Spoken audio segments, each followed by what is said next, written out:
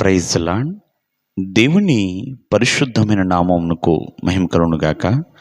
ప్రభు నామమున మీ అందరికీ హృదయపూర్వక వందనాలు. ఈ ఉదయకాలము దేవుని వాక్యాన్ని విందాం. కొరింథీయులకు రాసిన మొదటి పత్రిక 16వ అధ్యాయము 14వ వచనము. మీరు చేయు కార్యములన్నీయు ప్రేమతో చేయుడి.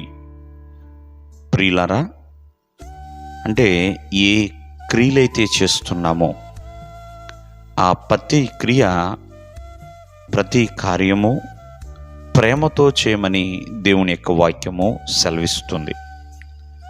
ఎందుకని ప్రేమతో చేయాలి అంటే, ఈరోజున మన చేతుల్లో ఉన్న దేవుని యొక్క బైబిల్, ఈ బైబిల్ గ్రంథము మనల్ని దేవుడు ప్రేమించి మన కొరకు రాయించిన గ్రంథం అండి. ఇందులోని వాక్యాలన్నీ కూడా ప్రేమపూరితమైనవే. అంతేకాకుండా నజరేయుడైన యేసుక్రీస్తు వారు మనల్ని ఆయన ఎంతగానో ప్రేమించాడు కాబట్టే ఈ లోకంలోకి ఆయన వచ్చాడు, ఈ భూమి మీదకి. అంతేకాదు, మనందరి కొరకు ఆయన తన ప్రాణాన్ని అర్పించాడు, మనల్ని ప్రేమించాడు కాబట్టి. కావున ఏ పని చేసినా ప్రేమతో చేయమని దేవుని యొక్క వాక్యము సెలవిస్తుందండి. ఎందుకంటే ప్రేమ చాలా శక్తివంతమైనది, మరణమంత బలమైనదని దేవుని యొక్క వాక్యం సెలవిస్తుంది.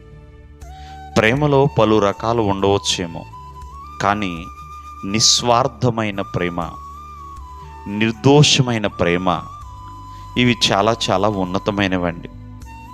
అందుకనే దేవుని యొక్క వాక్యం సెలవిస్తుంది, ప్రేమ కలిగి ఉండటానికి ప్రయాసపడు.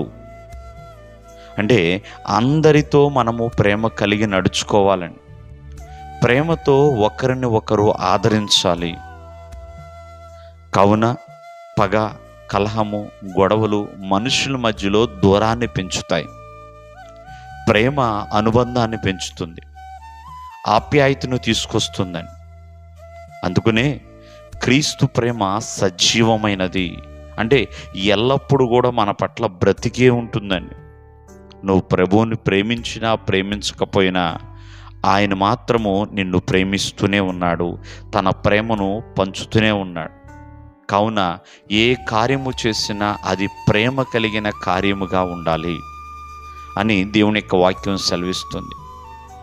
ప్రార్థన చేస్తున్నా ప్రియమైనవారులారా, ఎంతోమంది ఎదుట ఎన్నో ఉపకారములు చేస్తున్నా ప్రతి కార్యము కూడా ప్రేమతో ఉండినదై ఉండినట్లుగా జాగ్రత్తగా చూసుకోవాలి. ఎందుకంటే ప్రేమ చాలా శ్రేష్టమైనది. దేవుడు మిమ్మల్ని ఆశీర్వదించును గాక. ఆమేన్.